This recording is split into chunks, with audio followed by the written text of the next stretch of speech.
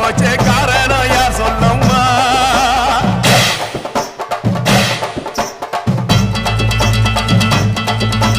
சட்டவோடு கையில் சத்தம் முழங்கிட தாயணி பொங்கிடம்மா